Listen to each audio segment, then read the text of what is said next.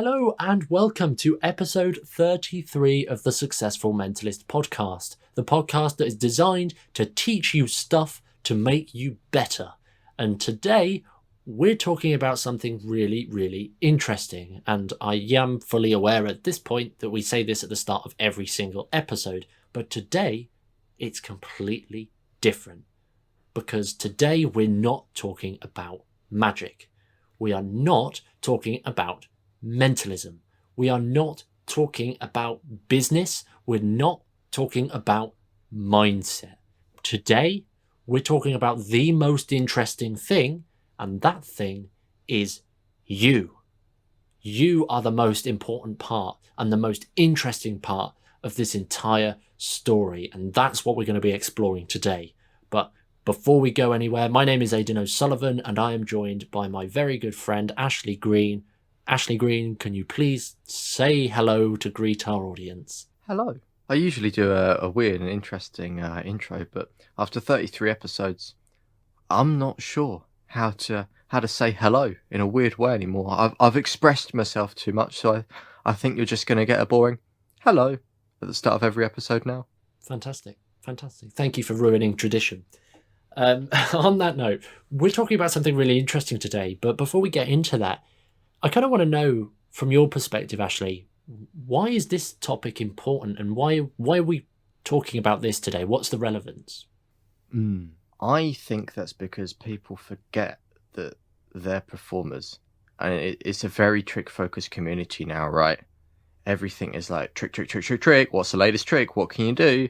Like, we've got a couple of points that we want to cover today because there's so much in this. The way we think about performance and the way we think about magic and mentalism and anything like this in general is wrong. And we forget that sometimes we are the most magical things and we are the most interesting things. And it's strange that we lose sight of that. And I this is something which I've just thought of off the top of my head. I wonder if that is the case because people lack the confidence and belief in themselves and they think, no, the trick's amazing. Because they don't have that confidence in themselves as a performer. Do you think that's maybe why it's gone so trick-focused over the past few years? I think that's definitely become a part of it. I do think that the magic industry and the community at large has helped to absolutely butcher magic. I think because of magic is at an all-time low. And I know that's going to sound very controversial to a lot of people, but I just want to take a minute to explain that. And I think it does come down to the way that we function as a community, just as you've said. Like, it's all trick focused, and we're focused on making the coolest trick or making our magic better, and we're trying to make the tricks as good as they possibly can. And while I agree that yes, that's something that we should be actively doing all the time because nobody wants a weak show, everybody wants good tricks, and that's really foundational.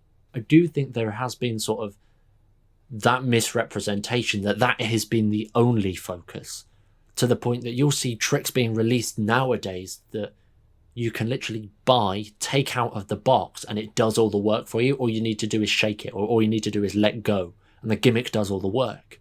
And you've got an absolute amazing magical miracle, and you've done nothing other than hold it. And I know that's a completely different topic that we're going to save for another time, a full conversation another time. And we have mentioned this before on the podcast, the problems with sort of consumerism in the magic industry. But the key problem that we're addressing today is that there's that lack of focus inwards and on ourselves. And we're not talking here about find your character or really understand your character and how your character would present this automatic self-working gimmick. We're not talking about that at all. We're talking beyond that. We're going outside of the constraints of magic, and we want to get personal with you because you're what's interesting. And that's exactly what your audience wants to do. Your audience wants to know you as a person. And we've mentioned it in several times on several episodes and wherever we go. In Maximum Entertainment, Ken Webber talks about, like, the big sort of takeaway from me is that you need to convey your humanity. And by conveying your humanity, you have to show yourself as an authentic, vulnerable person. And that gets missed in the community. And I think it comes down to that fear of, I don't want to I don't want people to know me, but I want them to know the cool tricks that I do. And I think that it is a confidence thing. I think you're right. I think it is a belief system and a sort of a mental limitation that we put on ourselves because we're not interesting. Yet what makes us interesting is the magic, when actually the magic is just a tool to show off how interesting we are. Exactly. Like we mentioned and we kind of touched on this stuff in the first ebook we ever put out, 10 Tips to Improve Your Mentalism. And it's something we talk about all the time. Like, we was lecturing at the Masters of Magic convention over in, I think, was it Turin in Italy this year, although online because of COVID. And we took our boring mentalism lecture there. And it's one of the points we put in that, like, you got to be interesting. People have to be engaged with you, right? To be a good performer. That it's about you. You're the performer. The pack of cards isn't the performer. That's not the magician. You are. You're just doing things with that. It's like musicians. Musicians know that they've got to put on like a good show. Like, for example, all these big singers, right? They focus so much on like the performance and the delivery and how to put on like a concert, like a full-on evening show of like their latest album. Like, if they was to come out and just do the song, it would be boring, right? But they have all these other things going at once in these events, and we just think that it's about the tricks. Magicians think so backwards sometimes, but again, it is down to that belief and the problems and the fact no one's talking about this. But yeah, we mentioned it. Be someone special. And as Uri Geller said in the 10 Tips to Improve Your Mentalism PDF, which we put out for free, which you guys can grab up, people want to talk about interesting people. And if you're interesting, they're going to talk about you more. And when they talk about you more, you get more gigs. And there's a whole positive, it has a whole positive effect on you. But the one thing is, if your magic and mentalism is boring, and if you're performing things or you're seeing another performer and their magic and mentalism is boring, that boils down to the fact that they're boring. Their own person is boring, right? I'm not sure, because I don't think anybody's boring. I think everybody has enough, like we said this in the last episode when we spoke about using emotions in your own experiences. Everyone has enough subjective life experiences to be incredibly interesting. Like, there are people that have made their entire careers off of telling interesting stories. But do you not think that even though they have those interesting stories and they've got all of that, they're not sharing it? They don't know how to share it. And because of that, because they've got all of these interesting things behind them and they don't know how to convey that and get it across, that they're bland. Is the difficulty there getting all of this information out there and sharing it? I think, yes, well, I think we can all agree that, yes, that is the problem.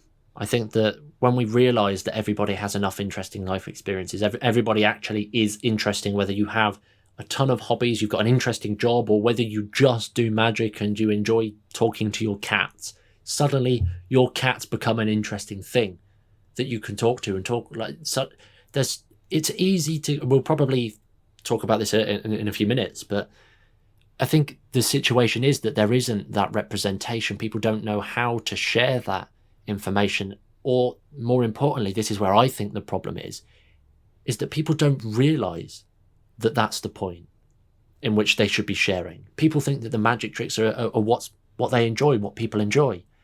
And so that's where the heat is. And that's rightly so. Nobody is, I wouldn't accuse anyone of thinking badly or thinking in a weird way if that's what you believe in currently, because that's come about through a representation of the industry and the direction that the industry has gone. There isn't that focus on looking inwards and really sharing vulnerable and interesting parts of yourself. Like, you don't get that in your average $10 download or whatever it is. So I think the key is to just first of all realise that you are an interesting person naturally. Whether you believe it or not, you are. And then start embedding that and realise that you can still hide behind your magic if that's what you're scared of. If you're scared of being vulnerable, tell it as a story about, like, my friend is like this, or my friend was telling me about this story, let me show you this. And then it ties in. Obviously, you can jump back to topical shows, theme shows, and obviously the emotions episode, the last 2 episodes, really to get a sort of a toolkit in terms of how to take that from an idea to an actual routine or a show. But You're welcome to hide behind your magic whilst you're getting comfortable with being vulnerable and sharing some of your experiences that most people wouldn't be comfortable sharing. Like, the number one fear in the world right now is genuinely public speaking, closely followed by spiders, because those creeps are horrible. But public speaking is a big fear that most people have. Like, you ask 90% of your people, in fact, pause this podcast, ask the nearest person in you, what's your biggest fear? Ask a couple of people, and they will, I almost guarantee it, that a majority of them will say public speaking. And it's because people don't know how to be vulnerable and how to share the information and share these stories. And so that conversation or that thought process is never even had, and it's a real shame. Yeah, it's really true.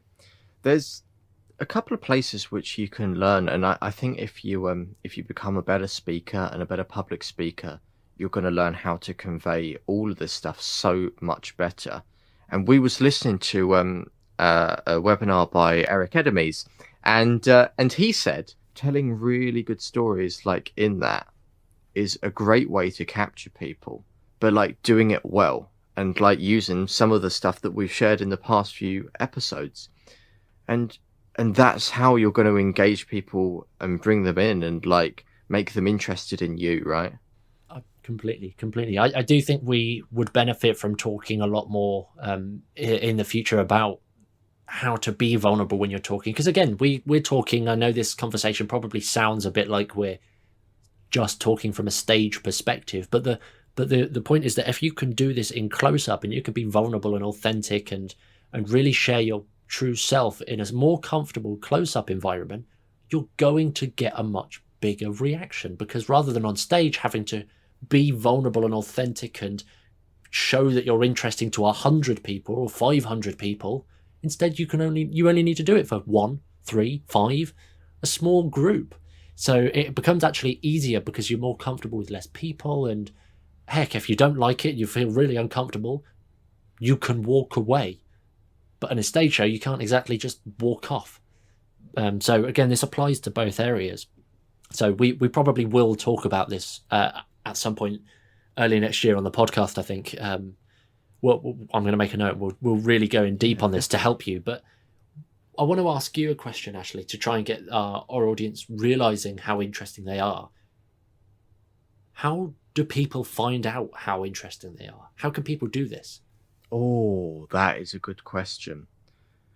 Well, I think they need to just sit down and really think about everything they do. Actually, no, it's not even that. They need to sit down and think about everything they do to understand what are the interesting points about them. But the fact is, they don't need to realise they're interesting because they already are interesting, as you said, right?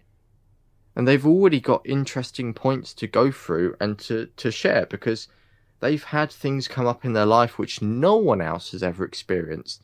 They're going through life in a way that no one else has ever gone through life before.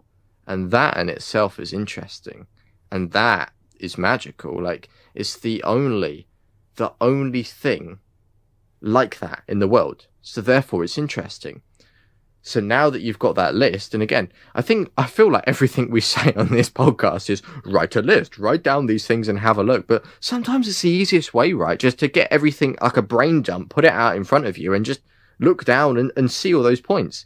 Write down everything you do, all of the hobbies, all of your good points, all of your characteristics, all of the bad points, and maybe ask a friend or a relative to just summarize you on a piece of paper in words, and then look at it and think, that's me. Wow. I am interesting, because that will give you the confidence. You'll see all these various different things like that you do. And now you know, like, oh my God, I do this and this and this and this. I need to be getting this across. I need to be doing this more when I perform, and I need to be sharing this with my audience, because how interesting does this piece of paper look with all of these things on there about me? So maybe that's a good thing to do. But never forget that you're interesting anyway. Everyone is, like you've said, and hopefully now that you all the listeners know. Hey there guys, it's Aidan here from the Successful Mentalist podcast, just interrupting for a quick second to say thanks for listening. No, of course. If you have just got a few moments, bring out your phones, whack the little subscribe button on. Yep, you know, the one that says subscribe. Just press that button. And again, you're going to get updates from every time that we drop a new episode. You'll get those notifications straight into your mobile device or wherever you're listening to us. And again, it'll help boost our stats and get us out to more magicians and entertainers across the world, which is exactly what we want. Anyway, I'm going to leave you to go back to the podcast now, but make sure you subscribe. I think a lot of it comes down to the fact that it's heavily a limiting belief. Like, people believe that they're not interesting, and as a result, the brain looks for, and it works in a fantastic way because it does things to try and prove itself correct and go to the law of the easiest path and the path of least resistance. And in this case, it's fulfilling a limiting belief, because those limiting beliefs are initially there to protect you, believe it or not.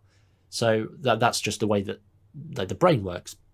But when you realize that this is a limiting belief, this is just something that's holding you back, you'll actually realize all of the ways that you're holding yourself back from becoming the best possible version of yourself. And this is something that we are very, very passionate about here at TSM. We're hugely passionate about self-growth and looking to improve ourselves in as best a way possible.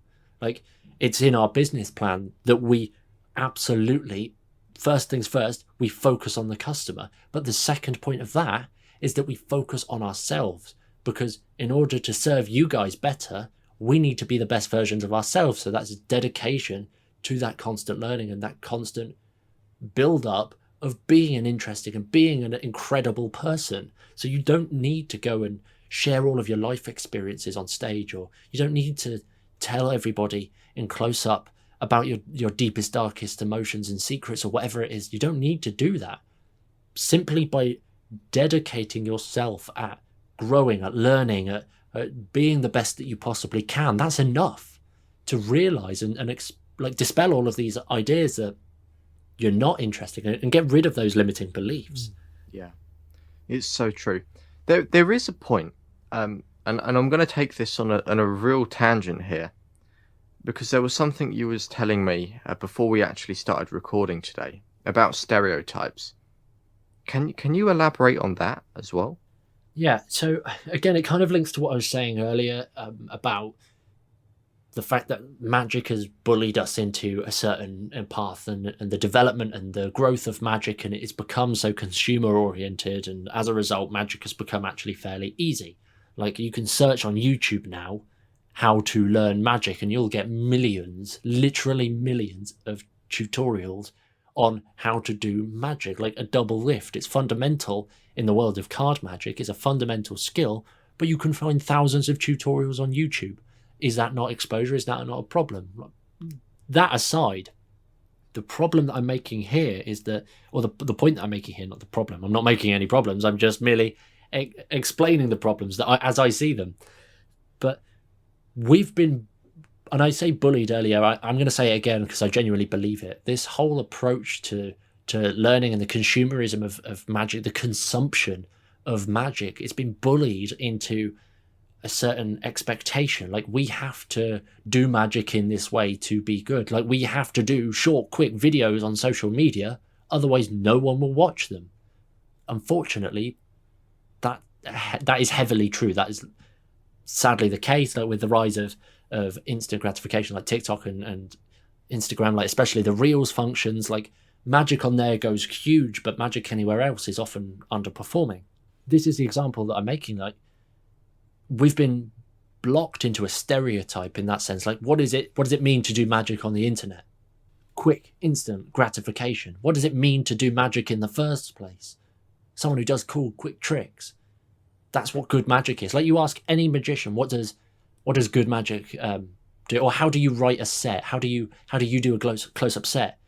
And this works in mentalism as well. Everybody says the same thing, really, and they say, oh, you should do a quick flashy opener to really get people on your board that proves what you do. And I disagree with that. Actually, I know that you have a slightly different opinion on this too, and we've spoken about it elsewhere, so I'm not going to reference that here, but you don't need to do this like flashy quick opener because that's just an expectation, and that's the way that the community has bullied us into these simple ways of thinking, that we're all just clones of each other with different faces and different characters in that sense. And I appreciate that probably sounds like a bit of a rant from my end in terms of, oh, the community sucks, all this, that, and the other, but it really is fundamental. And I think that once we are aware of these problems and these limiting beliefs and switch the focus to actually us, or at least not even switch the focus. Exactly, that's it. I'm having an active train of thought here, so you're hearing my full flowing thought process. But scrap what I just said there about switching the focus.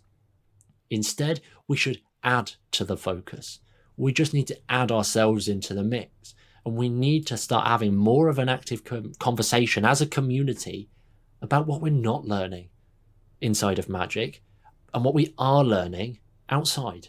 What are we doing? What are we going through? What are we experiencing? Because that not only is going to build up a higher emotional intelligence, which allows us to use our emotions better, which in the previous episode, again, a natural plug.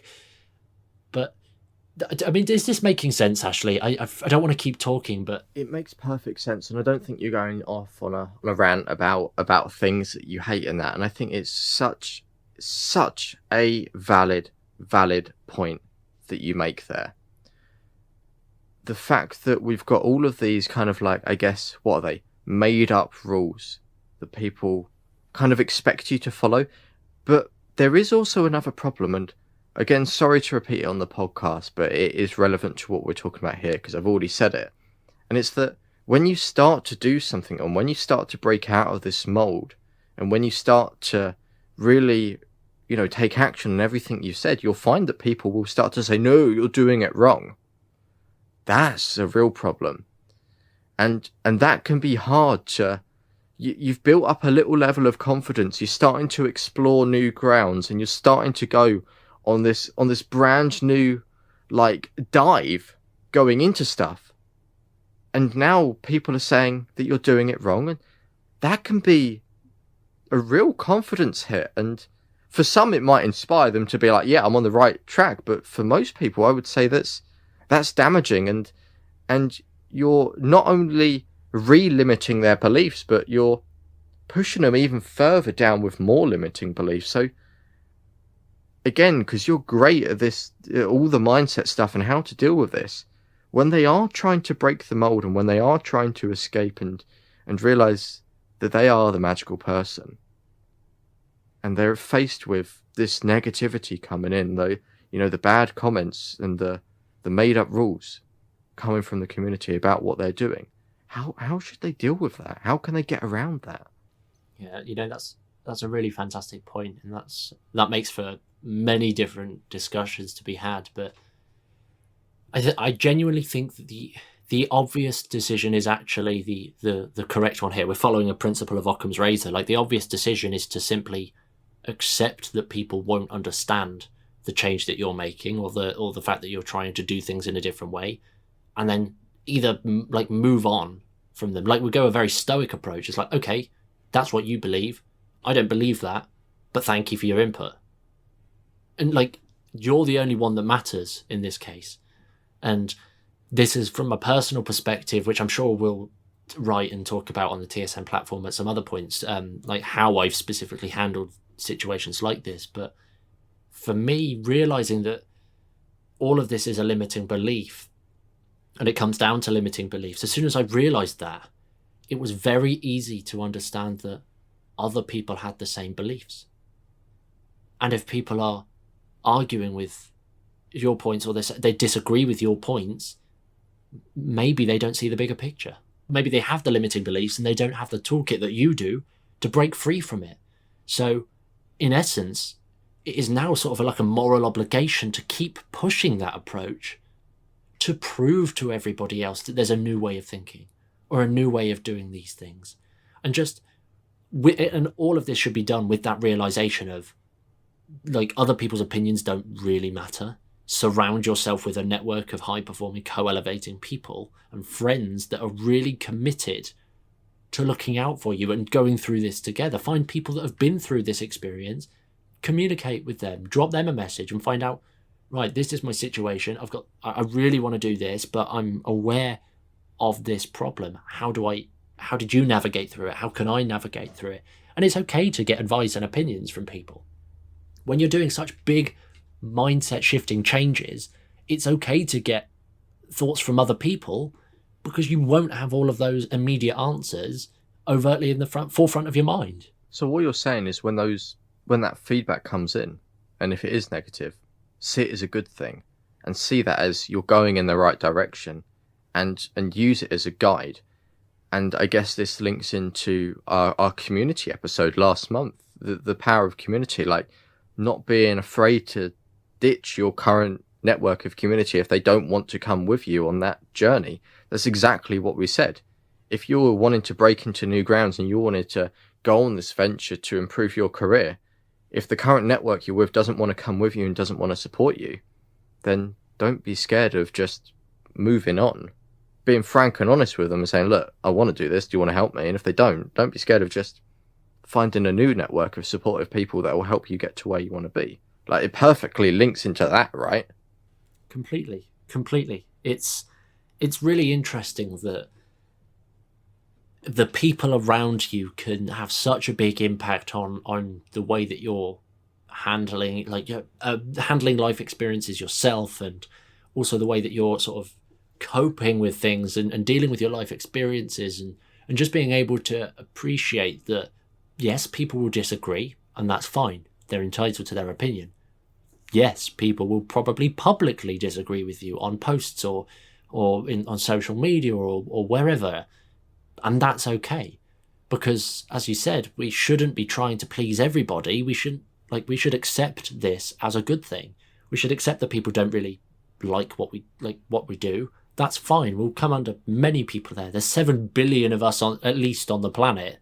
So being consciously aware that if you're trying to please everyone, it's the easiest route to become unhappy and dissatisfied.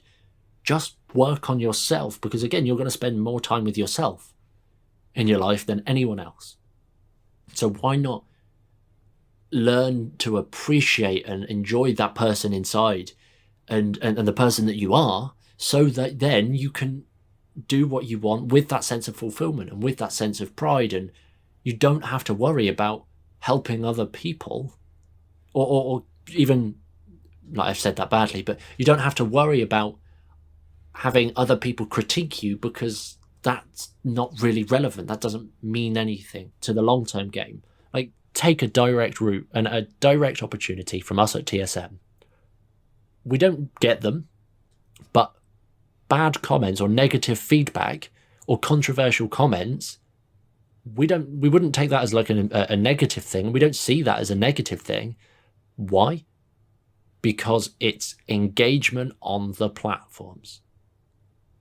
Redefine what you see as that negative energy, like that negative energy or that negative belief on things, and just flip it. Simply flip the way you see these things. And this is one of the reasons that we're so big on mindset at TSM, because if you change the way you think, you will change the way you live.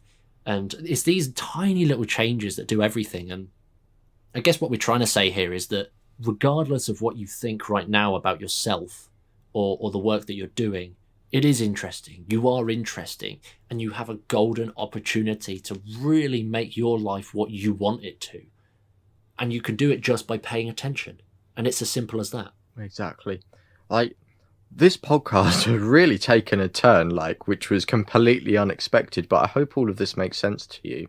But I do feel, again, with everything we've said this month, we've gone into everything really deep, haven't we?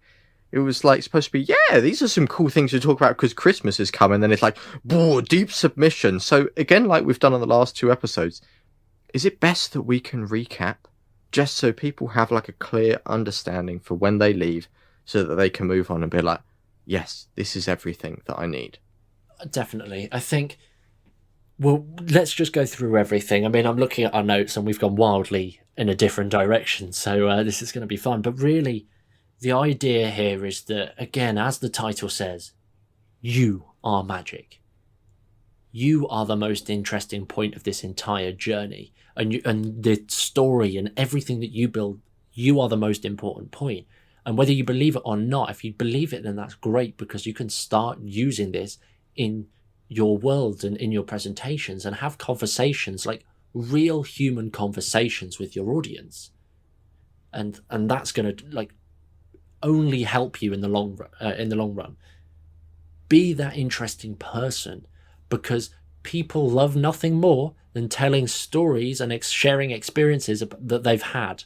And it is a competition in social circles. Who's got the better story? Who met the more impressive person? Who knows the best thing? Who's the best in this case? So why not support them to support you in return? You are interesting, so be that interesting person.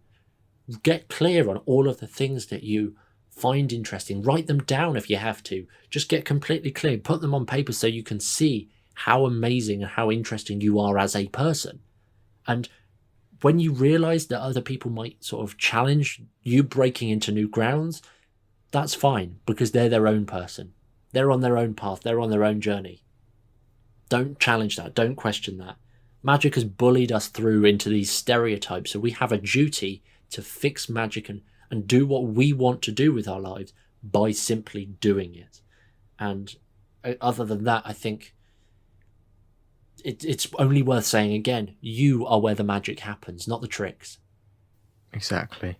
What a fantastic way to summarize, and what a fantastic episode. Like, I've personally loved like hearing the thoughts that you've had to share on this topic, Aidan. Like, they really, really are golden. And if anything, this episode perfectly sums up why we set up TSM, to share the information which isn't being shared anywhere else. I don't know of any other places that share this information. It's just people saying, hey, do you want to buy this new trick?